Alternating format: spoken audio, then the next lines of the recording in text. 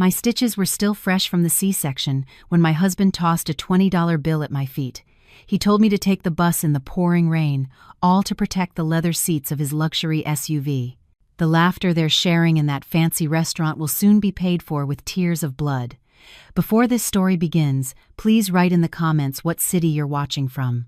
Don't forget to like and subscribe so this channel can continue to grow and bring you even more compelling stories. The late afternoon wind in lower Manhattan carried the scent of wet asphalt, a sign that a heavy downpour was about to soak the city that never sleeps. But the chill in the air was nothing compared to the cold spreading through my entire body. I stood frozen in the hospital's pickup area, clutching a thick bundle of blankets containing my tiny, 3-day-old baby, a sharp pain still seared across my lower abdomen.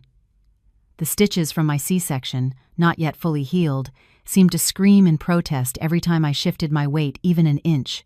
It felt like 1,000 needles were piercing my skin, pulling at the flesh that had just been sewn back together. This should have been the happiest moment of a woman's life. Going home with her newborn child, welcomed by her husband's warm embrace and the smiling faces of family. But my reality was the exact opposite. I stood alone, accompanied only by a large duffel bag full of dirty clothes at my feet. The nurse who had wheeled me out had already gone back inside after I insisted my husband was just around the corner. I didn't want them to see how pathetic my life was. I didn't want to see the pity in their eyes when they realized not a single family member had been with me during the life-threatening delivery. My eyes lit up for a moment when I saw a gleaming black Cadillac Escalade turn into the driveway. It was my husband's car, the one he'd bought 6 months ago, claiming it was necessary to uphold his image as the CEO of his tech startup. My heart eased a little. At least he came. At least he remembered that our son and I were being discharged today. I tried to smile, bracing against the pain in my stomach, ready to greet him. I pictured him getting out, jogging over to me, taking the heavy duffel bag, and guiding me into the cool, comfortable vehicle. The SUV stopped directly in front of me. The front passenger window slowly rolled down, but it wasn't a look of concern or a loving smile that I saw. It was my mother-in-law, Sharon, her face set in that arrogant expression I knew so well. In the back, I could see my sister-in-law, Jessica, engrossed in her phone, not even glancing in my direction or at her newborn nephew. And in the driver's seat, my husband, Ethan, stared at me with a flat expression as if I were a stranger holding up traffic. Ethan didn't get out of the car. He didn't even turn off the engine. The quiet purr of the luxury vehicle was a stark contrast to my own heart, which was beginning to pound with a sense of dread. "Ethan," I called out softly, trying to take a step closer. "Thank goodness you're here. My legs are trembling, and my stitches really hurt." Ethan glanced at me from behind his designer sunglasses, then his eyes flickered to the pristine, beige leather interior of his car. He clicked his tongue, a gesture he always made when he was annoyed. "You expect to get in here wearing those shabby clothes?" he asked curtly, without unlocking the doors. I was stunned. I looked down at my simple but clean cotton dress. "Ethan, this is a clean dress. It's all I brought. Please just open the door. The baby will get cold," I pleaded, my voice weak. The baby in my arms began to squirm, perhaps sensing my tension. Suddenly, my mother-in-law's sharp voice cut through the air from the front seat, making a few people in the lobby turn to look at us. "Honestly, Olivia, do you have a brain in your head? Look at this car. Ethan just had it detailed. It cost hundreds of dollars to get it this pristine. You just gave birth. You probably smell like antiseptic and blood. Not to mention if that baby spits up or has a diaper leak, it would ruin these expensive leather seats." I gaped at her. "But Sharon, this is your grandson. This is Ethan's son. Are you saying we can't even ride in his own father's car?" "Oh, spare us the drama," my sister-in-law chimed in from the back, cracking her window open slightly. "We're on our way to a celebratory dinner. Ethan just closed a huge deal. We're all dressed up and smell nice. If you get in, you'll make the whole car smell musty. It's just gross." Tears welled in my eyes, not from postpartum hormones, but from a profound heartache that stabbed me in the chest. I looked at my husband, hoping he would defend us, hoping he would say anything a father and a husband should. but my hope was shattered into a million pieces when Ethan reached into his shirt pocket. He pulled out a crumpled $20 bill and tossed it out the window. It fluttered in the wind for a moment before landing in a puddle of dirty rainwater near my feet. "There, take it," my husband said coldly. "Just take the MTA bus home. The bus stop is just a short walk from here. That's more than enough for the fare. You'll even have change for a slice of pizza if you're hungry." Axplay. I stared at the money on the wet pavement, then back at the face of the man I had married 2 years ago. "Ethan, how could you? I just had surgery. I can barely walk. And you want me to carry our baby onto a crowded city bus during rush hour? Stop being so spoiled," my mother-in-law snapped. Women in the old days were back in the fields the day after giving birth. They didn't whine and complain like you. You're just a freeloader living off my son, constantly causing problems. Be grateful he's giving you transportation money. Don't push your luck. Just get going before it starts pouring, my husband said impatiently. Besides, Mom and Jess are coming to dinner. The car's full. There's no room for you and all your junk. But I knew perfectly well that his Escalade had 3 rows of seats. There was plenty of empty space in the back, but it was clear there was no space for me in their hearts, let alone in that car. They didn't see me as a wife or a daughter-in-law, but as a parasite to be cast aside. "Ethan, please." My voice trembled, tears now streaming down my cheeks. It hurts so much. "Roll up the window, Ethan. It's getting humid. The AC is escaping," my mother-in-law commanded, without a shred of compassion. Without hesitation, my husband pressed the power window button. The tinted glass rose slowly, separating my gray, desolate world from their comfortable, luxurious one. A moment later, the SUV pulled away, leaving me standing there, motionless. Its tires drove through the puddle, splashing grimy water onto the hem of my dress. All I could do was stare at the taillights as they disappeared into the distance, carrying away the father of the child I held in my arms. As if on cue, the sky began to weep for my fate. Raindrops started to fall, one by one, then turned into a torrential downpour within seconds. People in the lobby scurried for cover or ran to their waiting cars. I was shaken from my stupor. I couldn't just stand here. The hospital security guard would surely ask me to move along. With what little strength I had left, I bent down painfully, stifling a scream as the stitches pulled to pick up the soaked $20 bill. It wasn't because I needed the money. This bill was worthless to me. But I took it as a silent witness, as proof of how little I was worth in their eyes today. I clenched the wet bill tightly in my right hand. With my left arm, I held my baby close, shielding him from the rain with the edge of my cardigan. Then, gasping for breath, I grabbed the handle of the large duffel bag beside me. It was so heavy. Every step I took was torture. My right foot moved, and a throb of pain shot through my abdomen. My left foot moved, and the agony spread to my back. The distance to the bus stop was only about a quarter of a mile from the hospital gate, but to me, on that afternoon, it felt like 1,000 miles. The rain grew heavier, drenching my frail body. I didn't care that I was soaked to the bone. All I could think about was keeping my baby warm. People hurried past me with umbrellas, giving me looks that ranged from curiosity to disgust, and some with pity, though none offered to help. "It's okay, my love," I whispered to my little one, who had started to cry loudly from the cold and the noise of the storm. "Your father is a cruel man, but I promise you, this is the last time we will ever be treated like trash." Each step I took on that slippery sidewalk was accompanied by a vow whispered in my heart. They thought I was just Olivia, a poor orphan girl who got lucky marrying Ethan, a rising young entrepreneur. They had no idea who I really was. They didn't know that the tech startup Ethan was so proud of was only afloat because of a silent, massive infusion of cash from my father. They didn't know that the Escalade they were riding in, the luxury apartment they lived in, and the lavish lifestyle they flaunted were all thanks to the connections I provided. I had kept silent all this time. I had hidden my identity as the sole daughter of the owner of Davenport Holdings, one of the largest real estate and mining conglomerates in the country, all because I wanted to be loved for who I was. I wanted Ethan to love me as Olivia, not as the heiress to a multi-billion-dollar fortune. But today, under the cruel torrent of a New York City storm, my eyes were wide open. That sincerity never existed. There was only greed and arrogance. I dragged my feet up the stairs of the pedestrian overpass toward the bus stop. My breath came in ragged gasps, and my vision started to blur. I could feel postpartum bleeding increasing from the physical exertion, but I didn't stop. I wouldn't collapse here. I would survive. I would get home. And after that, I would make them pay for every single raindrop that touched my son's face this afternoon. The crosstown bus was packed shoulder to shoulder. The smell of sweat, cheap perfume, and damp clothing filled the air, chilled by the blasting central AC. I was squeezed near the door, desperately trying to create a small pocket of space amidst the crush of tired commuters heading home. No one offered a priority seat.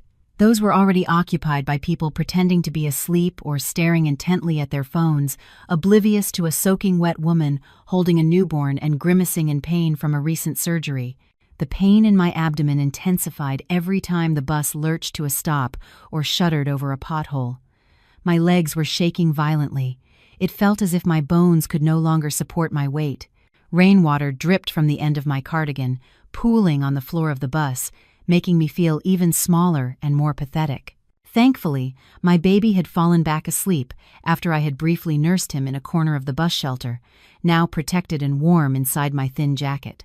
"Ma'am, you can sit here." Suddenly, an elderly man in simple clothes stood up from his seat.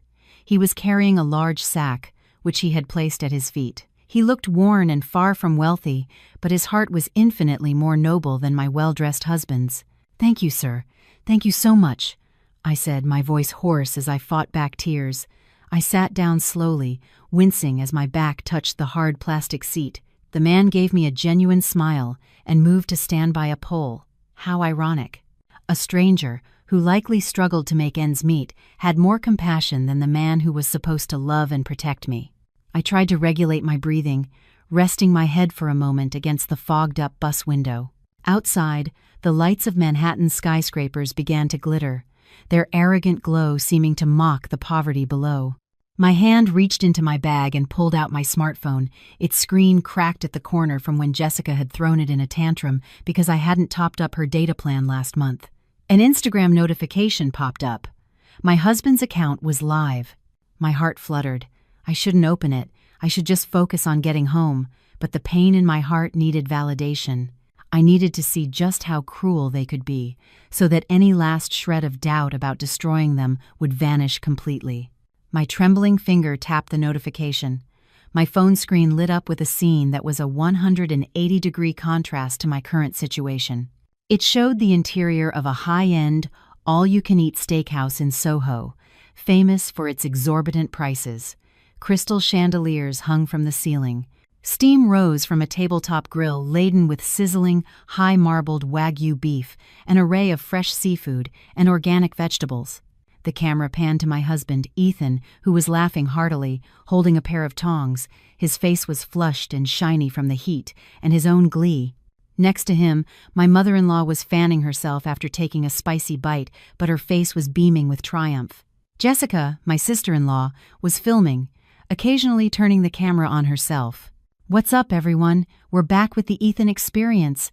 Jessica's shrill voice came through my single earbud. "Tonight, we're celebrating my big bro Ethan's latest success. The deal is closed, the cash is flowing, so we're eating good. Woohoo!" I saw the viewer count was quite high, around 300 people. Ethan loved to cultivate an image of a successful young entrepreneur on social media. A false, fragile image. "Ethan, you're the man for treating everyone." Jessica read a comment from a viewer. "Of course he is. My brother is the real deal, not some poser." She paused dramatically. Then the camera swiveled to my mother-in-law. "Sharon, how's the steak? Better than your favorite daughter-in-law's cooking at home?" My mother-in-law let out a mocking laugh, her mouth still full. "Ha ha. Oh, Jess, don't even compare Japanese of 5 Wagyu to Olivia's bland casseroles. It's like comparing heaven and earth. Besides," she added, "I'm so glad she's not here. She just brings the mood down. You know how she is, always gloomy, probably bad for business. Now that she's gone, the air feels fresher, and the food tastes better." My chest tightened, not from asthma, but from a rage that was boiling up inside me. They were talking about me as if I were a plague. Ethan chimed in with a chuckle. Hey Mom, don't be like that. I feel a little bad for her. She's probably getting soaked on a bus right now. She said she wanted to be independent. Well, we're testing her independence. Besides, she doesn't fit into our circle. Her style is so provincial. She doesn't know how to act when I take her to meet clients or to fancy places like this. It's just embarrassing. So true, Ethan, Jessica exclaimed. Plus, she's always telling these stories about being the daughter of some rich guy who's just living a simple life. So delusional, right, guys? Claims her dad owns mines or something, but she shops the clearance rack at Target. What a liar. Good thing my brother is so patient with his useless wife. She's just a pretty face, and even that's probably washed off in the rain by now. Ha ha ha. My tears stopped flowing. This time, they dried up instantly, replaced by a fire burning in my chest. Enough. I had been patient enough. I had humbled myself enough to respect a husband who clearly had no self-respect. I had suppressed my own ego as a sole heiress for a love that turned out to be a complete sham. They called me a liar. They called me delusional. Fine. I would show them who was truly delusional. I would show them who was living a lie. I closed the Instagram app with a sharp tap. My hands, still trembling, were no longer shaking from sadness, but from an adrenaline-fueled courage. I searched for one name in my phone's contacts, a name I hadn't called in 2 years, honoring my promise to Ethan to live independently. Mr. Harrison, I whispered as I pressed the call button. It only rang twice before a deep, authoritative voice answered. Miss Olivia, my goodness, you finally called. Your father and mother have been worried sick, especially knowing you just gave birth. How are you, ma'am? Where are you? I can have a car pick you up immediately. I took a deep breath, fighting back a sob so my voice would sound firm. Mr. Harrison, don't send a car just yet. I'm on my way to the safe house. I need your help right now. This is an emergency. Mr. Harrison's tone instantly shifted, becoming sharp and serious. He was my father's right-hand man, the most trusted person in charge of all our family's assets and affairs. Tell me what to do, Miss Olivia. Who has troubled you? I looked at my own pale reflection in the bus window. Freeze everything, Harrison, I ordered coldly. Freeze every asset my father provided for Ethan and his company under my name. The supplementary credit cards he holds, access to the corporate accounts funded by my father, the company car, the apartment whose lease is paid by my father's office, cut it all off. Now, this very second. There was a moment of silence on the other end, then the sound of rapid typing on a keyboard. Understood, ma'am. Are you certain? This will have an immediate and catastrophic effect on his business operations, on Ethan. I'm certain, Harrison, I said, emphasizing every word. And one more thing, make sure every single debit and credit card he is carrying right now is completely blocked. Flag them as lost or stolen so they can't be manually approved by the merchant. I want him to experience a humiliation he will never forget for the rest of his life. Consider it done, ma'am. Within 2 minutes, all financial access for Ethan Williams linked to Davenport Holdings will be completely paralyzed. Anything else? That's all for now. Thank you. I'll call again when I've arrived. I ended the call. The corners of my mouth lifted into a bitter, cynical smile. I opened Instagram again, but this time, not to watch, but to witness the beginning of their downfall. On the screen, Ethan had just raised his hand, signaling a waiter for the check. His face was still arrogant, full of self-confidence. He pulled out his leather wallet and drew out a sleek, black card. The card he boasted was his Amex Centurion, earned through his own hard work. In reality, it was a supplementary card linked to my primary, unlimited limit account. All right, everyone, time to pay up, Ethan said to the camera with a smug grin. Eat as much as you want, don't even look at the prices. Jessica cheered. Thanks, big bro. The waiter arrived with a portable card machine. Ethan casually slid the card into the slot. I held my breath, counting down in my head. 3, 2, 1. On the live feed, the waiter's expression changed to one of confusion. He tried swiping the card again, then one more time. Ethan's smug look began to falter. What's the problem? Is your machine broken? Ethan asked, his voice rising. I'm sorry, sir. The card was declined. The waiter replied, loud enough to be heard on the live stream. What? That's impossible. Try it again. It has a multi-million-dollar limit, Ethan snapped. I let out a small, hollow laugh that was nonetheless satisfying. Enjoy your dessert, my dear husband, I thought to myself. The bus I was on continued its journey through the rain, carrying me away from a painful past and toward a future where I was the one in control. The game had just begun. The sound of rain drumming on the roof of the bus shelter competed with the roar of the departing bus engine. I sat alone on the cold metal bench, pulling my thin jacket tighter to shield my baby from the spray. But my eyes remained glued to my cracked phone screen. There, on that small display, the real drama was unfolding, a tragicomedy starring my husband.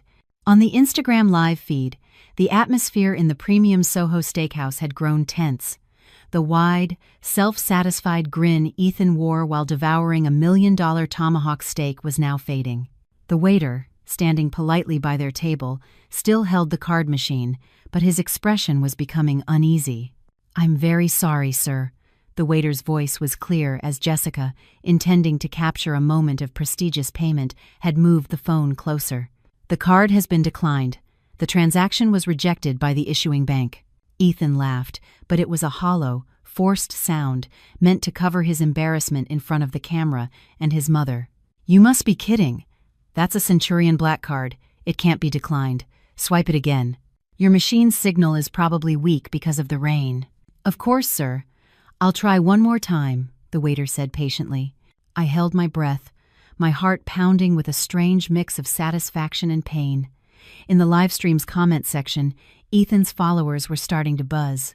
"LOL declined? Did the CEO forget to pay his bill?" One wrote. "Let's be positive, guys. Maybe the chip is just greasy from the steak," another quipped sarcastically. On screen, the waiter shook his head again. The indicator light on the machine flashed red. "It's the same, sir. Do not honor. This card cannot be used." Ethan's face turned beet red. Veins bulged in his neck. His sky-high pride was being publicly tested. He roughly fumbled with his branded leather wallet and pulled out 2 more cards, a Platinum Amex and a Gold Visa. "Here, try one of these. One's Chase, the other's Capital One. They can't all be broken." And explains. Jessica was still filming, but her hand was starting to shake. "Ethan, what's going on? This is so embarrassing with everyone watching," she whispered frantically. "Shut up, Jessica. It has to be a system-wide bank failure," Ethan snapped. The waiter tried the second card. Declined. The third card. Declined. The mood at the table shifted from annoyance to outright panic. My mother-in-law, Sharon, who had been busy picking her teeth, now glared at him. She slammed her napkin onto the table. "Ethan, what is the meaning of this? Don't you dare embarrass me.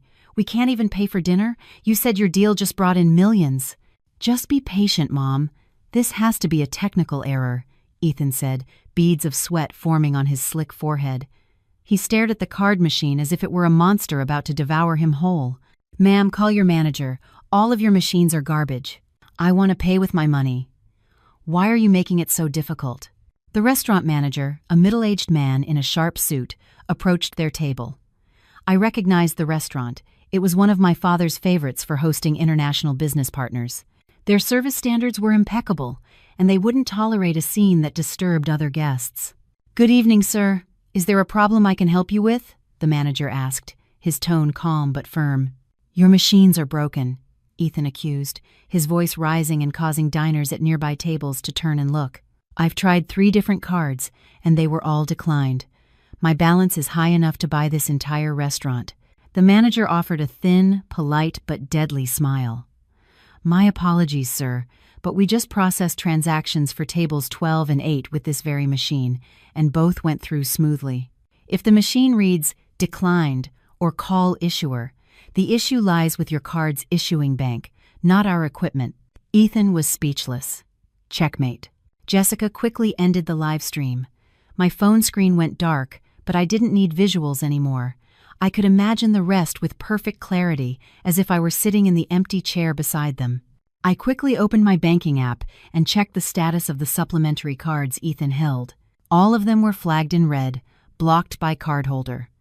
I smiled, but the show wasn't over. I knew Ethan rarely carried much cash. He considered it old-fashioned and dirty. Their bill for Wagyu, truffles, and expensive wine had to be at least $5,000 or $6,000. A few minutes later, my phone buzzed. It was a message from Mr. Harrison. He had sent a photo. Apparently, Mr. Harrison had eyes and ears everywhere, or perhaps he had simply hacked the restaurant's security cameras. I didn't care how. The photo showed Ethan arguing with the manager, his face pale and desperate. The next photo showed him taking off the Rolex Submariner he was always flaunting and handing it to the manager. Then a text from Mr. Harrison came through. Your husband attempted to use his watch as collateral, as all his debit and credit cards are non-functional. The restaurant manager refused. I frowned. Why refuse? A Rolex was worth tens of thousands, far more than their dinner bill. The next message arrived. The manager recognized the watch as a high-quality counterfeit. Ethan was publicly shamed for attempting to pawn off a fake. He has been forced to leave his driver's license and sign a promissory note. A laugh escaped my lips, a sound mixed with tears. All this time, Ethan had belittled me for my cheap clothes and unbranded bags. He always flaunted that watch as a symbol of his success. This is an investment, Liv. You can judge a man's success by his watch, he used to say. It turned out he had been lying to me and everyone else. The watch he bought with the monthly allowance I gave him, the one he claimed was worth as much as a car, was just a fake. The rest of the money must have gone to his lavish spending, or perhaps to another woman. On the bus, now moving again, I held my son tighter. See, my love, your father is reaping what he sowed. His shame wasn't from having no money, but from having his mask of wealth ripped off in public. The image of Ethan begging, of Sharon hiding her face with her handbag, and of Jessica pretending not to know her own brother danced in my head. The rain outside intensified, as if nature itself was washing away the family's facade of lies. But this was only the beginning. Deactivated credit cards were just a small pinch. The real storm awaited them on their drive home. I leaned my head against the vibrating bus window. The post-op pain in my abdomen was still excruciating, but the pain in my heart was slowly starting to heal. Not with medicine, but by watching justice begin to unfold, justice served by my own hand. I closed my eyes for a moment, imagining their journey home, which was about to become a living hell. The atmosphere inside the Cadillac Escalade would be anything but comfortable, despite its plush leather seats and perfect climate control. Through the vehicle tracking app connected to the Davenport family's security system, a feature my father secretly had installed in every vehicle he purchased, including the one Ethan used, I could listen to a real-time audio feed of the car's interior. It was a security feature meant for kidnapping scenarios, but tonight, it was my personal tool for listening to my husband's world crumble. The sound of heavy rain and distant thunder was muffled by the luxury car's soundproofing, but the noise inside was far louder and more terrifying. How could you, Ethan? Sharon's voice was a high-pitched shriek, shattering the tense silence. I have never been so embarrassed in my entire life. Do you know who was at the next table? Marge Harrison, from the charity board. What if she spreads rumors at the next gala? Oh, did you hear? Sharon's son eats like a king but can't pay his bills. It's did nest. Yeah, Ethan, that was awful, Jessica whined. I had to delete my whole Instagram story. The engagement was amazing, too. Now my image is ruined because your credit cards are fake or something. And you got caught with a knockoff watch?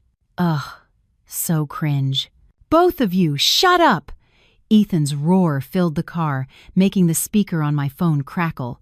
There was a loud thud as he slammed his fist against the steering wheel. His breathing was heavy and ragged. You think I'm not freaking out? Huh? He screamed in frustration. I don't understand why all my cards were blocked at once. They worked this morning when I got gas. This has to be sabotage. Someone is jealous of our success. Suddenly, Ethan's phone rang. It wasn't a normal ringtone, but a specific one he used for high-priority business calls. Mr. Coleman, hello. Ethan's voice instantly became smooth and sycophantic. Good evening, sir. What a surprise to hear from you this late. Any good news about the Series B funding? I listened intently. Mr. Coleman was one of the lead investors in Ethan's startup. Of course, Mr. Coleman was also my father's business associate, who had invested on my father's orders, not because Ethan was some business prodigy. Mr. Coleman's voice was faint, but his tone was cold and decisive. "Evening, Ethan. I'm calling to inform you that we are withdrawing our entire investment commitment, effective immediately. The official notice is already in your email." "What?" Ethan's voice cracked. But why, sir? The project is underway. We need that funding for next month's payroll. If you pull out, we'll collapse." "That is no longer my concern. A recent internal audit revealed your company carries an unacceptably high level of risk. Furthermore, the recommendation from your primary guarantor, Mr. Epsi Davenport, has been rescinded. Good night." The line went dead. Hello, Mr. Coleman?" Ethan yelled into his silent phone. "What was that, Ethan? Why did the investor pull out?" Sharon asked frantically. "What about the money for my mortgage payment?" Before Ethan could answer, his phone rang again. This time, it was from his office number. "What now?" he barked into the phone. "Mr. Williams, it's a disaster." His secretary's hysterical voice was so loud I could hear it clearly. "The office is being raided by the IRS and the leasing agency. They're seizing the computers and servers. They say there's evidence of tax evasion and 6 months of unpaid rent on the building. Where are you? They're asking for you. They brought the police, sir." I heard the screech of tires on wet asphalt as Ethan slammed on the brakes. Jessica and Sharon screamed as they were thrown forward. "Ethan, are you trying to kill us?" Sharon shrieked. But Ethan didn't care. His breathing sounded like he was being strangled. "What did you say? The IRS? The lease? Stay right there. Don't let them take anything. Tell them I'm the CEO. I'll take responsibility." "They said you're not the CEO anymore, sir," his secretary sobbed. "You were removed by the majority shareholder 10 minutes ago. Your email access has been revoked. You have no authority here anymore." The phone clattered as it fell from Ethan's hand. I could hear it hit the center console. Silence. There was only the sound of the relentless rain against the windshield, and Ethan's choked, gasping breaths, as if the oxygen inside the spacious Escalade had suddenly run out. "This can't be happening," Ethan muttered, his voice trembling violently. "This is a nightmare. It's impossible for everything to fall apart in one night." "Ethan, say something. What is going on?" Sharon shook her son's shoulder. "What does she mean, you're not the CEO anymore? What's going to happen to us? You haven't even sent me my monthly allowance yet." "Mom, can you just be quiet?" Ethan exploded again, his voice hoarse with unshed tears. "We're bankrupt, Mom, bankrupt. The investors are gone. The office is seized. I'm fired. Everything is gone. We have nothing." "Bankrupt?" Jessica shrieked. "What about my trip to Aspen next week? I already promised my friends." "Are you kidding me, Ethan? I can't cancel. That would be so humiliating." "You're worried about a vacation?" Ethan laughed, a hysterical sound of someone who had lost their mind. "We don't even know what we're going to eat tomorrow, Jess. The credit cards are dead. The bank accounts are probably frozen. This car is leased in the company's name. They'll be coming to take it back any minute now." I closed my eyes, savoring this symphony of destruction. How fragile their lives were. They had built their castle on sand, relying on money and power that wasn't theirs, all while trampling on the very person who provided it all. Suddenly, Ethan mumbled to himself, like someone waking from a trance. "Wait." Mr. Coleman said the primary guarantor's recommendation was rescinded. The guarantor was Mr. Davenport. A beat of silence. Ethan's brain, dulled by years of arrogance, was finally starting to connect the dots. "Davenport," he whispered. "Davenport Holdings. Olivia. Actually, Prost." "What are you talking about, Ethan?" Sharon asked, confused. "What does that poor orphan Olivia have to do with the billionaire Davenport? It's just a coincidence. It's a common name." "It can't be a coincidence, Mom." Ethan's voice rose again, this time filled with sheer terror. "All this time, I've been landing easy projects. Permits were always approved. Funding always came through. I thought it was because I was brilliant. But every time there was a problem, Olivia would just say, 'I'll pray for you.' And the next day, the problem would be solved. Her full name. It's Olivia Davenport on her ID, but I never cared because the name seemed so plain." "You mean—" Jessica's voice trembled. "Our Olivia is part of the Davenport family? The ones who own half the skyscrapers in this city? The ones who own the mall we were just at? She must have told her father. Ethan slammed his fist on the steering wheel again, this time with a soft, defeated thud of regret and fear. Today, I threw $20 at her. I told her to take the bus, in the pouring rain, right after she gave birth to a Davenport heir. "We're dead," Sharon hissed. Her arrogant tone was gone, replaced by the terrified whisper of an old woman. "If she's really a Davenport, we're finished. Ethan, those people are powerful. They could make us disappear from this city without a trace."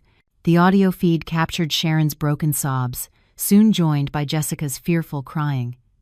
Ethan was silent, but I could picture his ashen face as he stared out at the wet streets of New York. He had just realized he'd thrown away the gold mine that had been sleeping next to him. He had just woken a sleeping tiger. I turned off the tracking app. That was enough. I had heard what I needed to hear. They were now on their way to the apartment, thinking they at least had a roof over their heads for the night. How pitiful. They had no idea that the surprise waiting for them in the lobby would be far more painful than a declined credit card. Cardboard boxes filled with their designer clothes were already waiting. Tonight, the dark New York sky would be their roof, and the cold night wind would be their blanket of regret. The MTA bus finally reached my stop. I stood up slowly, carrying my peacefully sleeping baby. The rain had subsided to a light drizzle. I stepped off the bus with a steady heart. My steps were no longer pained or faltering. The physical agony seemed to have vanished, replaced by a new strength. I was no longer Olivia, the abused wife. Tonight, I had become Olivia Davenport again, and this game was far from over. I leaned back against the plush passenger seat of the Rolls-Royce Phantom my father had sent to pick me up. The silence inside this car was so profound and calming, a stark contrast to the storm of emotions I had just endured on the crowded MTA bus. My father's personal driver, Daniel, navigated the rain-slicked Manhattan traffic with practiced ease. In my hands, a large tablet displayed a real-time feed from a security camera. Yes, the game wasn't over. I wouldn't miss a single second of their downfall. Mr. Harrison, with his usual efficiency, had already gained access to the security cameras in the lobby of the apartment building where Ethan and his family lived, an apartment whose lease had been paid by my father's company without Ethan's knowledge. Through the high-resolution screen, I was the sole audience member for the most satisfying reality show imaginable. The tablet showed the opulent lobby of a luxury building in Midtown. Its Italian marble floors gleamed under a massive crystal chandelier. Normally, Ethan would stride through this lobby with his chin held high, giving the concierge an arrogant nod, as if he owned the place. But tonight was different. Ethan's black Escalade pulled up to the glass doors. On the screen, I could see his stiff posture as he got out. He didn't go straight inside, but paused, rubbing his face roughly, as if gathering his last scraps of courage. The light rain had plastered his expensive, now wrinkled shirt to his skin. My mother-in-law, Sharon, emerged from the passenger side. Her face, usually glowing from expensive spa treatments, was now puffy and tear-streaked, her mascara running in black rivulets down her cheeks. Jessica followed, still glued to her phone, probably blocking the flood of hateful comments on her social media. They walked into the lobby. I turned up the volume on my tablet to hear the audio from the microphone at the reception desk.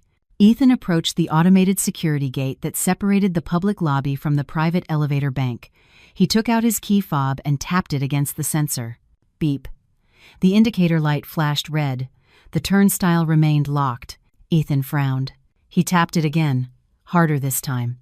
Beep, beep, beep. Red again. Damn it, Ethan cursed, his voice echoing in the quiet lobby. Why is every piece of technology conspiring against me today? Now what, Ethan? Sharon asked wearily, slumping onto a plush sofa in the waiting area. I'm exhausted. I just want a hot shower in my bed. Don't tell me the elevators are broken too. It's not the elevator, Mom. The key fob isn't working, Ethan said, his voice laced with panic. He rubbed the fob against his pants, as if trying to wipe away some imaginary dust, and tried again. Still nothing. A security guard who was standing near the door approached them. This was the same guard who always greeted Ethan with a deferential nod, but tonight his gaze was cold and professional. Behind him, a familiar figure emerged. Mr. Henderson, the building manager. "Good evening, Mr. Williams," Mr. Henderson said, his tone flat, devoid of its usual sycophantic warmth. "Evening, Mr. Henderson. Good thing you're here," Ethan said, forcing a smile. "My key fob seems to be malfunctioning. Could you open the gate for us manually? My family and I are very tired." Mr. Henderson didn't move. He crossed his arms over his chest, a clear signal of bad news. "I'm afraid your fob isn't broken, Mr. Williams. Your access was intentionally deactivated as of 8 p.m. this evening." Ethan stared, dumbfounded. "What do you mean, deactivated? I'm a resident here. I pay a hefty maintenance fee every month." "That's precisely the problem, sir," Mr. Henderson said, pulling out his own tablet and showing Ethan the screen.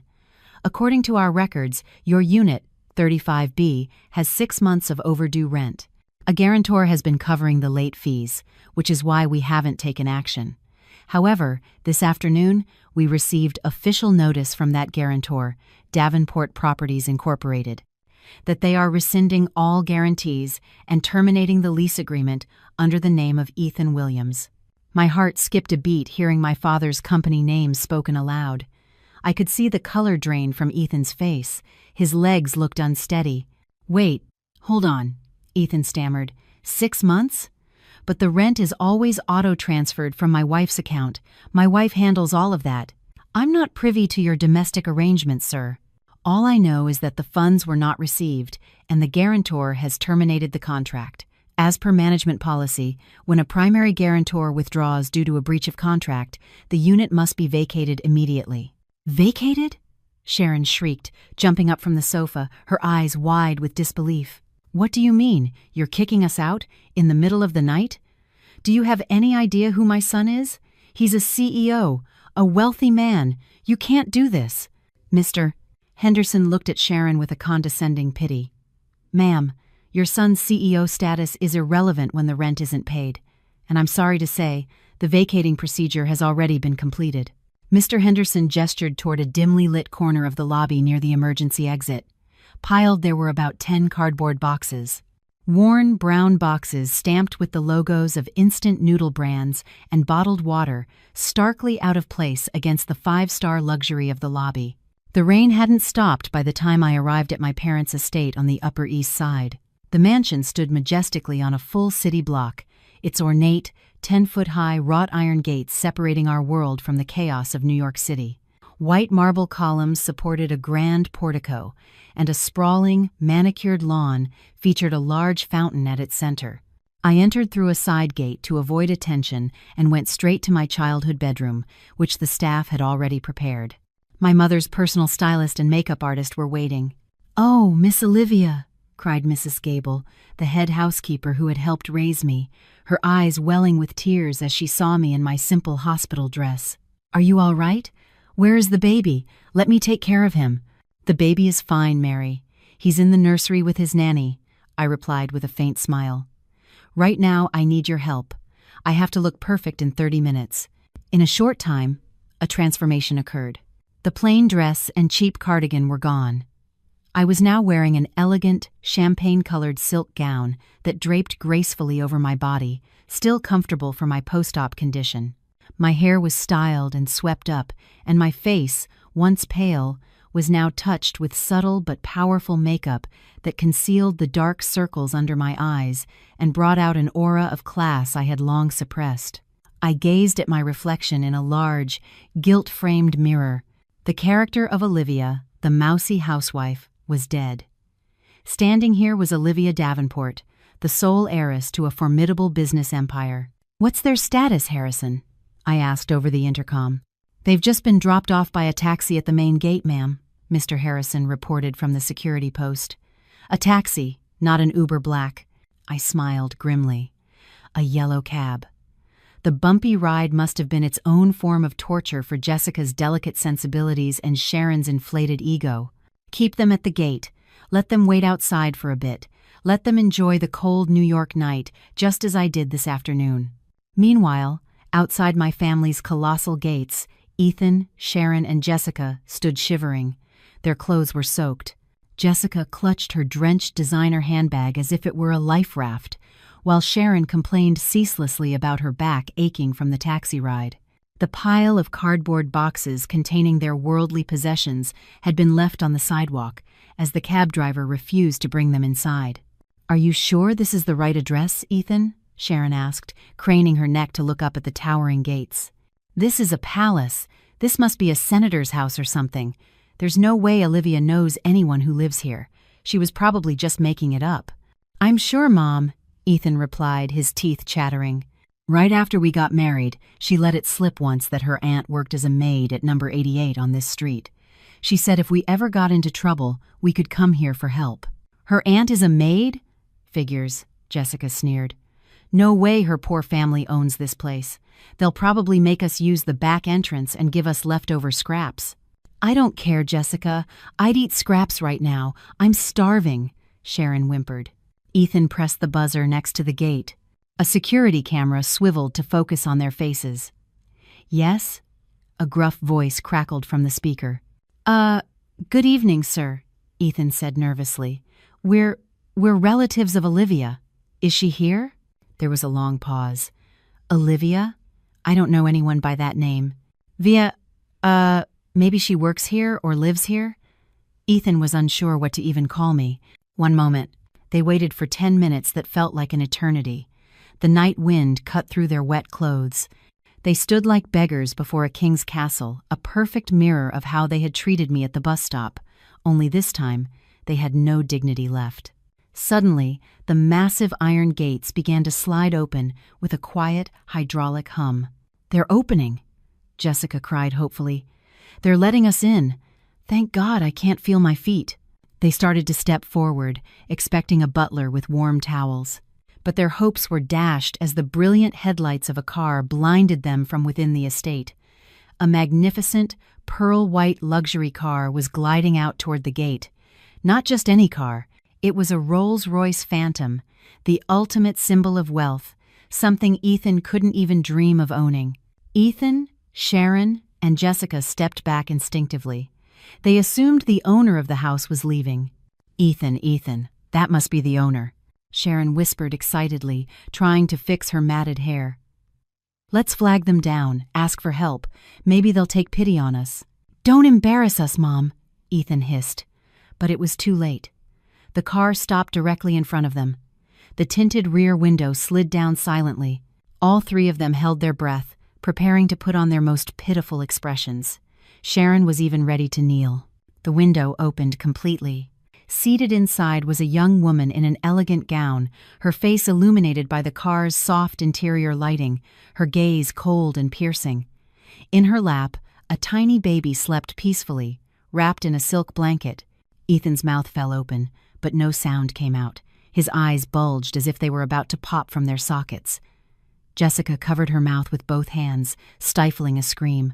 Sharon staggered backward, bumping into a gatepost, her face as white as a ghost. The woman in the luxury car turned her head slowly toward them. The corners of her lips curled into a terrifying, cynical smile. "Olivia," Ethan hissed, his voice barely a whisper, lost in the sound of the rain. I looked down at my husband, my ex-husband, from my elevated position, scanning his wet, dirty shirt, his mud-splattered pants, and his face etched with utter despair. "Good evening, Ethan," I greeted him, my voice soft but as sharp as a razor. "What are you doing in front of my house so late at night? Weren't you busy enjoying a steak dinner?" Your house?" Sharon stammered. Her legs gave out, and the next moment, the perpetually arrogant woman collapsed onto the wet asphalt. She didn't faint. She was simply too shocked to stand. "Yes, Sharon. My parents' house. The house I grew up in before I made the biggest mistake of my life, marrying your son," I replied calmly. "Olivia, honey." Ethan tried to approach the car, his hand trembling as he reached for the door. "This is all a misunderstanding. I can explain. I didn't know. Please forgive me, Liv." Daniel, my driver, gave a short, sharp honk of the horn, making Ethan jump back. "Don't touch my car with your filthy hands, Ethan," I said coldly. "You might damage the expensive paint job, or the leather seats might start to smell musty. Remember what you said this afternoon?" Those words hit Ethan harder than any physical blow. He remembered his exact words as he cast me out of his Escalade, his face flushed with a shame that was far too late. "Olivia, please!" Jessica started to cry, this time with genuine fear. "We have nowhere to go, Liv. We were evicted, the car's been repossessed, we're starving. Please, just let us in. We're family, right?" "Family?" I laughed softly. What kind of family leaves their newborn nephew out in the rain at a bus stop? What kind of family mocks their sister-in-law on social media? I looked at Daniel. "Drive, Daniel. The air out here is starting to smell like garbage." "Yes, ma'am." The window began to rise. "Wait, Olivia, don't leave us! Olivia!" Ethan screamed hysterically, trying to chase the car as it started to move. He ran a few steps, then slipped on the slick pavement and fell face first onto the asphalt. I didn't look back. Through the now-closed window, I saw their 3 diminishing figures in the side-view mirror, 3 wet, cold, broken people in front of a palace whose gates were now closed to them forever. Tonight, I would sleep in my warm, comfortable bed. As for them, let them learn that karma never misses an address. I didn't make them wait outside like beggars for long, not out of pity, but because there was one final act to be played out before my father. On my command via the intercom, security opened a small side gate, not the grand main entrance, and ushered Ethan, Sharon, and Jessica into the estate grounds. I was waiting in the main drawing room. This room was the heart of the Davenport mansion's opulence. The 20-foot-high ceiling was adorned with a classical European fresco. A half-ton Swarovski crystal chandelier hung in the center, casting a golden glow across the room. The Carrara marble floor was cool and majestic beneath our feet. I sat on a velvet maroon armchair, my legs crossed elegantly, holding a steaming cup of chamomile tea. Beside me stood my father, Mr. Davenport, the man Ethan had only known as a distant business associate and a mysterious guarantor. My father wore silk pajamas and a dressing gown, yet he radiated more power than when he was in a full business suit. The drawing room doors opened. 3 soaked, shivering, and filthy figures entered hesitantly. They looked minuscule in the magnificent room. Rainwater dripped from their clothes, staining the white marble floor that was likely worth more than Ethan's lifetime earnings. "Don't sit!" My father's voice boomed, low and sharp, as he saw Sharon about to lower her wet body onto a cream-colored Italian leather sofa. "That sofa costs $200,000. I won't have your filth ruining it." Sharon froze, half-crouched, then straightened up, trembling. Her face was ashen, her lips blue with cold. Jessica stood behind her mother, hugging herself, her eyes darting around the room in a mixture of awe and terror. Ethan took a step forward, his eyes red, his limp hair plastered to his forehead. He looked at me, then at my father. "Mr. Davenport." Ethan's voice was hoarse and broken. "So, it's true. You're Olivia's, her father," my father cut in sharply, "and the owner of the company that has been feeding you, your mother, and your sister for the past 2 years. Ethan's legs buckled. He dropped to his knees on the hard floor. The reality hit him with the force of a physical blow. The man he had taken for granted, who he thought was just some connection his wife had, was in fact the king behind his entire comfortable existence. I'm so sorry, sir," Ethan stammered, his tears mixing with the rainwater on his face. "I honestly didn't know. I swear, sir, if I had known Olivia was your daughter, I would never have." "Would never have what?" I cut in coldly, setting my teacup down with a soft clink that echoed in the silent room. "Never have treated me like trash? Never have cheated on me? Or never have told me to take the bus right after having my stomach cut open?" Ethan looked at me with a disgusting, pleading gaze. "Liv, honey, I made a mistake. I was just emotional, stressed about the business. You know I love you. We've been together for 2 years. Liv, remember our good times." "Which good times, Ethan?" I asked flatly. "The time you cursed at my cooking? The time your mother threw away my clothes because she thought they were too provincial? Or the time your sister stole my grocery money to buy skincare products?" Jessica flinched as her name was mentioned. "Liv, I didn't mean to." "You will be silent," my father barked, his voice so commanding that Jessica immediately fell silent and looked at the floor. My father strode forward to stand over the kneeling Ethan. He tossed a thick folder in front of him. Its contents spilled out: bank transfer records, copies of property deeds, credit card statements.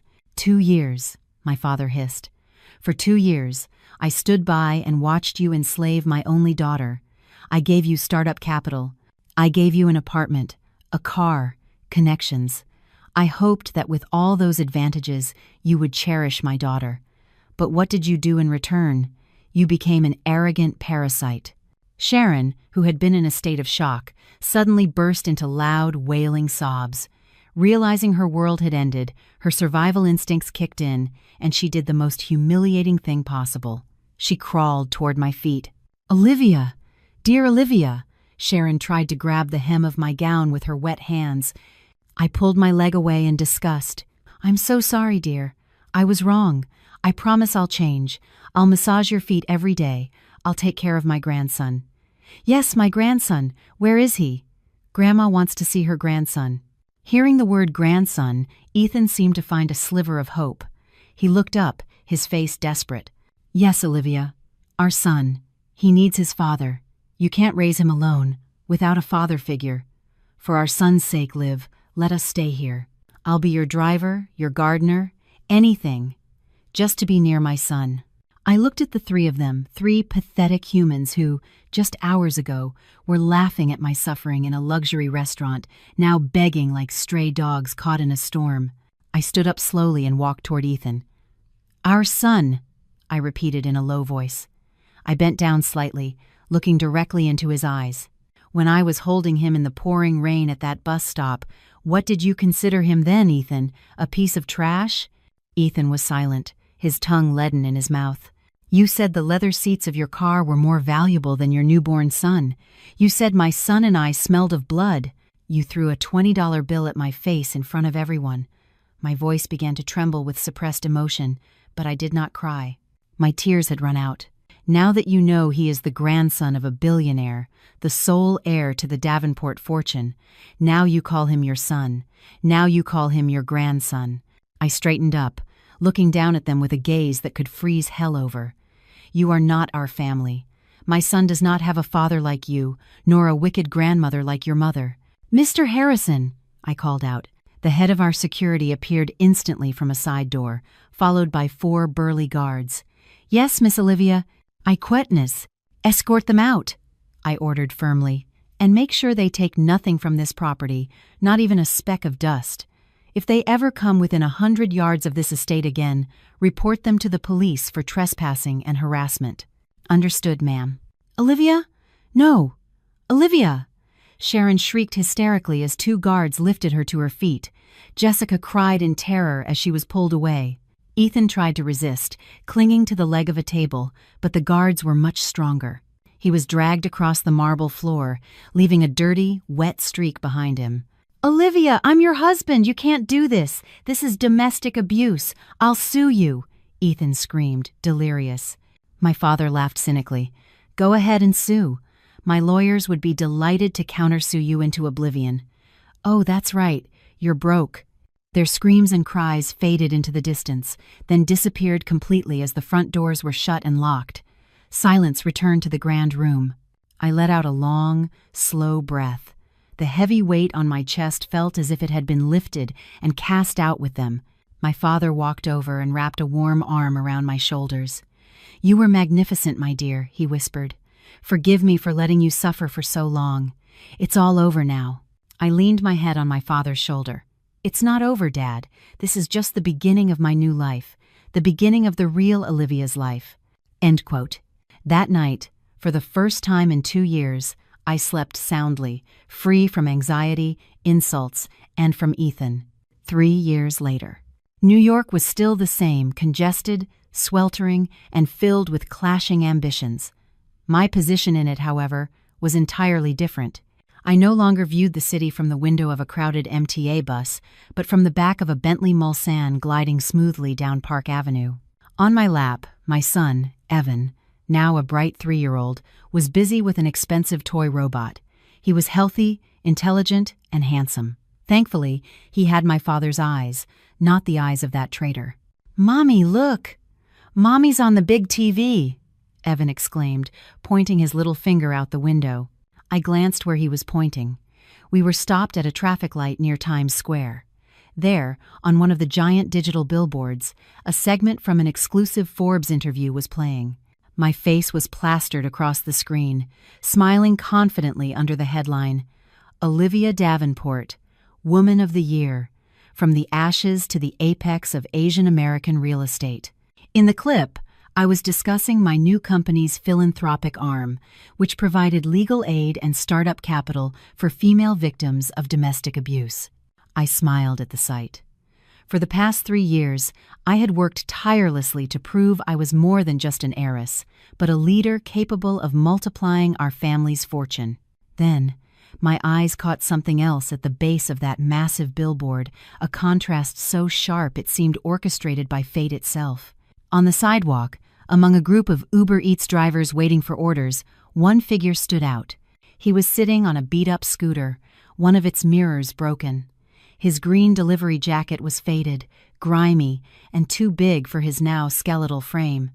His face was caked with street dust, his skin tanned and leathery from the sun, and his hair, which he once styled meticulously with expensive pomade, was now matted and prematurely graying, though he was only in his early 30s. It was Ethan. He wasn't looking at his phone for his next delivery. He was staring up at the giant billboard, his gaze empty, his mouth slightly agape. A cheap cigarette dangled from his rough, blackened fingers. Even from this distance, I could see the expression on his face clearly. It wasn't anger or hatred. It was a look of profound, bottomless regret. The look of a man who realized he once held a diamond in his hand and had thrown it into the gutter to pick up a pebble. I saw his lips move, as if he were whispering my name. His eyes looked glassy. He wiped at them with the dirty sleeve of his jacket. Maybe he was remembering the past. Maybe he was remembering sitting in that luxurious restaurant, laughing at me.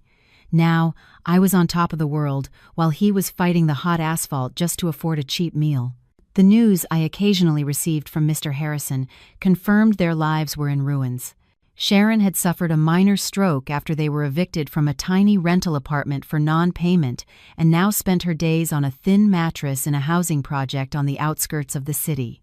Jessica had married a local thug after getting pregnant and was now trapped in the same cycle of abuse she had once cheered on her brother for perpetrating against me. And Ethan, the family's fragile backbone, was drowning in payday loan debt, a slave to the gig economy with no future.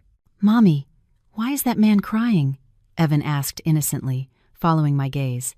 I turned my eyes away from Ethan and looked at my son, stroking his hair gently. "He's not crying, sweetie. He just got some dust in his eye. Dust from a past he built himself." The traffic light turned green. "Let's go, Daniel," I instructed the driver. My car moved forward smoothly, leaving Times Square, the billboard, and Ethan behind still frozen, staring at the face of the ex-wife he could never reach again. I felt no pity. That emotion had died long ago. All that remained was a sense of peace. Justice had been served, not with a sword, but with success. And that was the sweetest revenge of all.